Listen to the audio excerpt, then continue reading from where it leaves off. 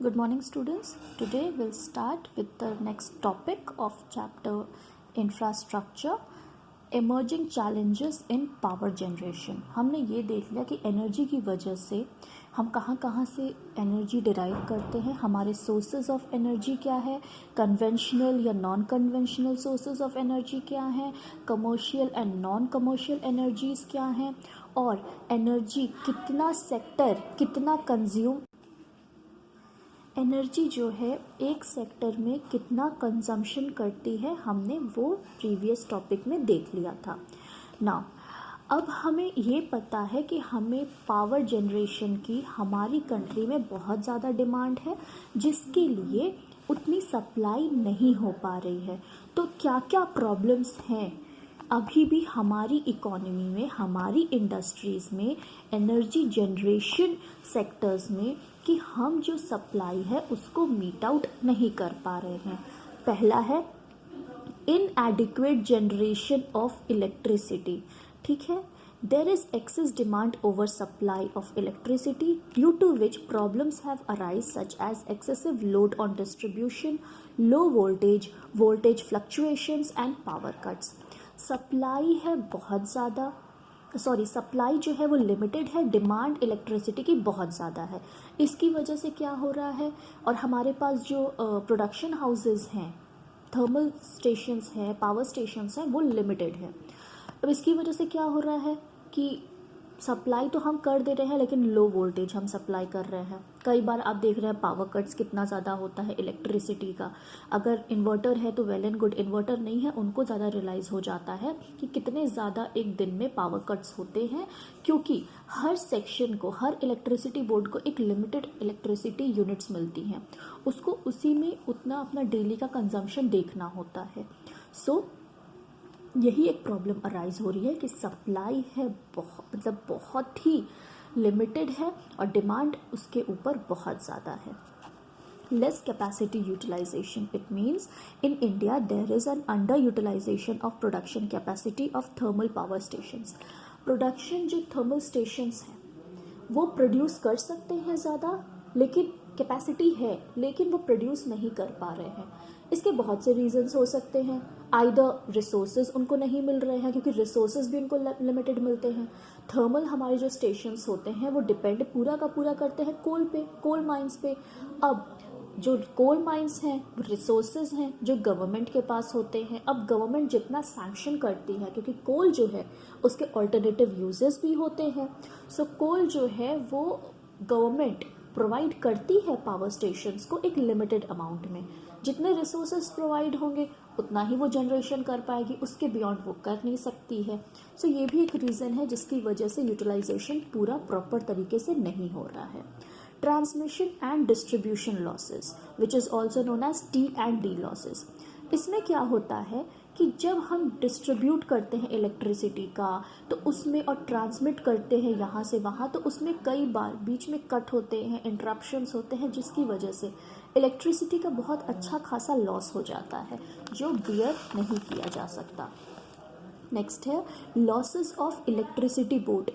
क्या होता है कि electricity is distributed by state electricity board, that is SEBS। At present all SEBS are under heavy losses due to theft of electricity, loss of electricity during transmission and free supply of electricity। जो electricity होती है वो जो है पूरी की पूरी handle करते हैं स्टेट इलेक्ट्रिसिटी बोर्ड्स। ठीक है, जैसे आप लखनऊ में भी देखेंगे पावर हाउसेज आपके डिफरेंट इस्टेब्लिश होते हैं। सो एक एक स्टेट के पास अपना पूरा, पहले स्टेट होता है, उसके अंडर डिस्ट्रिक्ट्स होते हैं, डिस्ट्रिक्ट्स के अंदर सिटीज़ होते हैं, सिटीज़ के अंदर डिफरेंट एरियाज़ होते हैं जहाँ पे पावर हाउसेज स्टैब्लिश्ड होते हैं। अब क्या होता है कि ये जो जितने भी हमारे कंट्री में स्टेट बोर्ड्स हैं वो सब लॉसेस में चल रहे हैं। लॉसेस में क्यों चल रहे हैं? पहला कि थेफ्ट हो जाती है इलेक्ट्रिसिटी की। आप लोग देखते ही हैं कहीं पे भी पोल होते हैं, कई बार उसमें से कुछ लोग अपने वायर्स को जोड़कर वहाँ से थेफ्ट की प्रॉब्लम्स आती है इलेक्ट्रिसिटी की। उसके बाद फ्री सप्लाई भी देना होता है, जैसे कुछ हैं हमारे स्कीम्स हैं लॉन्च हुए हैं जो पॉलिटिशियंस एंड मिनिस्टर्स के द्वारा, कि उसमें क्या करना होता है कि कुछ जो बीपीएल के नीचे हैं लोग, उनको फ्री सप्लाई देनी है इलेक्ट्रिसिटी की, एटलीस्ट पर डेली जो है उनका 10 यूनिट्स तक उनको देना ही देना है हमें। सो इन सब में क्या होता है, लॉसेस बहुत ज़्यादा हो जाता है स्टेट बोर्ड्स को। नेक्स्ट है आपका coping with the challenge of power generation, कैसे हम इस प्रॉब्लम को कोप कर सकते हैं। अल्टीमेटली प्रॉब्लम हमारे पास है, आप जस्ट उसका ऑपोजिट कर दीजिए, उसको सही कर दीजिए, आप उस चैलेंज से कोप अप कर पाएंगे। इंक्रीज प्रोडक्शन कैपेसिटी, सबसे ज़्यादा ज़रूरी है कि installed capacity needs to be raised in order to improve supply of electricity. Next, improve plant load factor, मतलब प्लांट जो है वो ज़्यादा लोड ले सके डिमांड के हिसाब से, ऐसे फैक्टर्स को हमें वहाँ पे इम्प्रूव करना है। Minimise the transmission and distribution losses, ये तो हम नहीं कह सकते कि जो डिस्ट्रीब्यूशन लॉसेस हैं उसको ज़ीरो कर दीजिए, वो हो नहीं सकता। जब आप यहाँ से वहाँ कुछ डिस्ट्रीब्यूट करेंगे या ट्रांसमिट करेंगे तो थोड़ा लॉसेस होता है। बस ये कहा जा रहा है कि जो लॉसेस हैं उसको कंट्रोल करने की कोशिश करिए। Minimise, then improve supply of inputs to सब पावर प्लांट्स, ठीक है। जो इनपुट है, जो रिसोर्सेज हैं, जो लगते हैं, वो उसको थोड़ा हम बेटर तरीके से यूटिलाइज करके इनपुट उसमें प्रोवाइड करें। अगर हमें आउटपुट ज़्यादा चाहिए तो हमें वहाँ इनपुट भी ज़्यादा देना पड़ेगा। Next is encourage privatisation and FDI in power generation. हमें जो हमारा पावर जनरेशन है उसमें ज़रूरी है कि हम जो है फॉरेन डायरेक्ट इन्वेस्टमेंट को यहाँ पे इन्फ्लुएंस करें और प्राइवेटाइजेशन को यहाँ पर इंक्लूड करें, क्योंकि आज जो करप्शन है, करप्शन भी कहीं ना कहीं इसमें बहुत बड़ा रोल प्ले करता है इलेक्ट्रिसिटी के पावर जनरेशन के प्रॉब्लम को देखते हुए। नेक्स्ट, हमारा जो नेक्स्ट इंफ्रास्ट्रक्चर जिसके लिए हमें अब यहाँ पे देखना है वो है हमारा हेल्थ, जो कि एक कंपोनेंट है social infrastructure. Now, what does health mean? Health means a sound physical and mental state of the individual. ठीक है, यहाँ पर हेल्थ का मतलब होता है, जब भी आप किसी जॉब के लिए जाते हैं तो आपसे एक हेल्थ सर्टिफिकेट मांगा जाता है। उसका क्या मतलब होता है कि it is a proof that you are mentally and physically sound, आपके में कोई प्रॉब्लम नहीं है। It means increase in overall efficiency to handle difficult tasks, increase in productivity of labor and increase in mental abilities. Now, development of health services after independence, क्या क्या हमारे health sector में सुधार आया है आफ्टर इंडिपेंडेंस, जो 5 year plans launch हुए थे उसके साथ साथ काम करते हुए।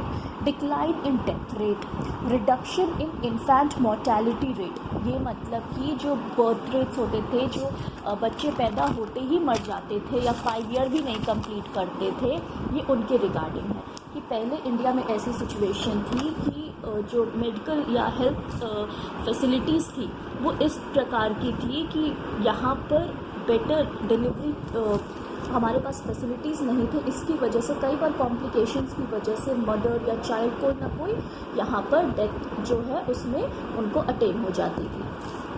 Next is rise in expectancy of life. पहले जो इंडिपेंडेंस के प्रायर, क्योंकि मैल न्यूट्रिशन का प्रॉब्लम था, सर्वाइवल का इशू था, इसकी वजह से 30-35 ये मैक्सिमम लाइफ एक्सपेक्टेंसी होती थी। लेकिन आज के टाइम में जो लाइफ एक्सपेक्टेंसी की आप बात करेंगे वो 60 to 65 ईयर्स एक एवरेज हेल्दी इंसान जी सकता है। कंट्रोल ओवर डेडली डिजीज़ेस, जैसे हमारे डिजीज़ेस कुछ आए थे जैसे ट्यूबरकुलोसिस, पोलियो, हेपेटाइटिस, ये कुछ डेडली डिजीज़ेस आए थे जिस पे इंडिया ने बहुत अच्छे से ओवरकम कर लिया है अपनी वैक्सीन्स के द्वारा। Decline in under 5 mortality rate, ये क्या होता था कि 5 साल के बच्चे होते होते बहुत जल्दी मरने लगते थे, क्यों? मैल न्यूट्रिशन की वजह से। सो ये सब चीज़ें जो होती हैं, एक अर्ली एज में जो वैक्सीन मिलनी चाहिए, अर्ली एज में जो ट्रीटमेंट मिलनी चाहिए, जो एक मॉनिटरिंग होनी चाहिए बच्चे की हेल्थ पे, वो नहीं हो पाती थी, जो कि इंडिपेंडेंस के बाद अब होने लगी थी हेल्थ केयर में सुधार आने के साथ। Next is number of hospitals and dispensaries have improved. जो हॉस्पिटल्स हैं, डिस्पेंसरीज़ हैं, पहले क्या होता था कि एक डिस्ट्रिक्ट में एक ही हॉस्पिटल है, अगर किसी को ज़रूरत है तो उससे हॉस्पिटल जाते जाते या डिस्पेंसरी पहुंचते पहुंचते ही बहुत लेट हो जाता था, जिसकी वजह से कंडीशंस कई बार ख़राब हो जाती थी।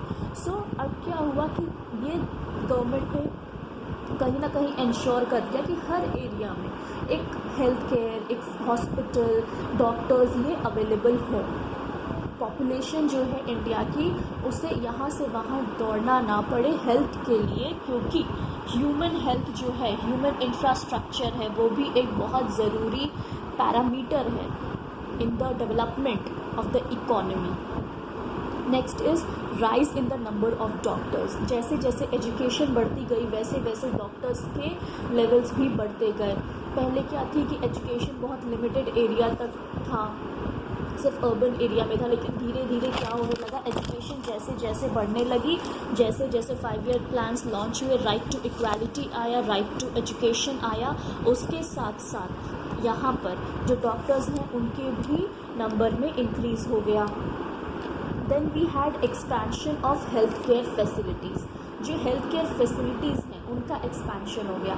आज आप देखते होंगे, अगर आप छोटे रूरल एरियाज़ में भी जाते होंगे तो आपने देखा होगा आंगनवाड़ी हॉस्पिटल होते हैं और प्राइमरी हेल्थ केयर सेंटर्स होते हैं। इवन आप छोटे से छोटे गांव में चले जाएंगे तो डिस्पेंसरी अब गवर्नमेंट ने ये कर दिया कि एटलीस्ट आप कोशिश करें कि 5 किलोमीटर के रेंज में एक डिस्पेंसरी हो, कि अगर किसी को ज़रूरत हो तो वो 5 किलोमीटर्स के रेंज में उसे डॉक्टर, डिस्पेंसरी, एक जो नॉर्मल एक जो एड होती है, फर्स्ट हैंड ट्रीटमेंट जो होती है, वो उसको मिल जाए, वहाँ पर उसके साथ कोई प्रॉब्लम ना हो।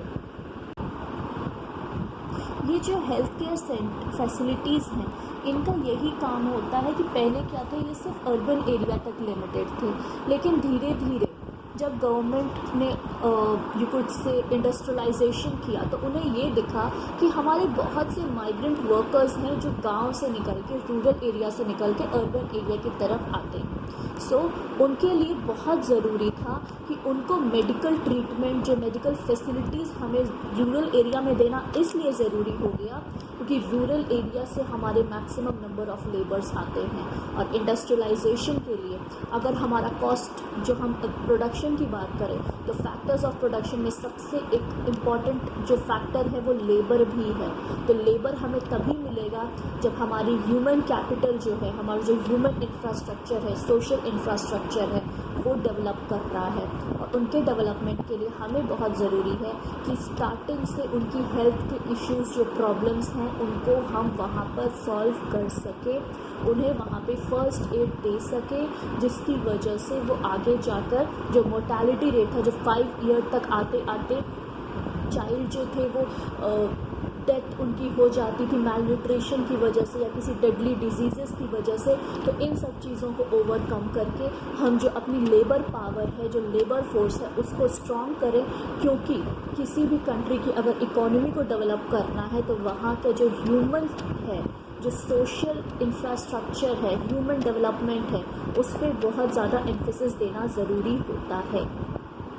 So today we'll end up with this topic. Tomorrow we'll start with the healthcare system in India, जहाँ पे हम ये डिस्कस करेंगे कि जो हमारा प्रेजेंट हेल्थ स्ट्रक्चर क्या है, हमारा जो प्री इंडिपेंडेंस था, इंडिपेंडेंस के पहले क्या था, डॉक्टर्स हमारे पास नहीं होते थे, लाइफ एक्सपेक्टेंसी 30 to 35 ईयर्स इसलिए होती थी क्योंकि मैलन्यूट्रिशन की प्रॉब्लम थी, ब्रिटिश राज था, 2 स्क्वायर मील्स जो थी वो अफोर्ड करना बहुत मुश्किल था, फार्मिंग ही एक बेसिक ऑक्यूपेशन था जहाँ पे डिस्गाइज्ड और स्ट्रक्चरल अनएम्प्लॉयमेंट भी बहुत ज़्यादा देखा जाता था, जिसकी वजह से एक फैमिली को अपनी लाइफ को सस्टेन करने के लिए, कैरी करने के लिए भी बहुत ज़्यादा स्ट्रगल करना पड़ता था, जिसको 5 ईयर प्लान्स के साथ लाते लाते जब हेल्थ पे, कैपिटल फॉर्मेशन पे फोकस हुआ तो सोशल इंफ्रास्ट्रक्चर को बिल्डअप करने का सोचा गया। और इस सोशल इंफ्रास्ट्रक्चर से क्या हुआ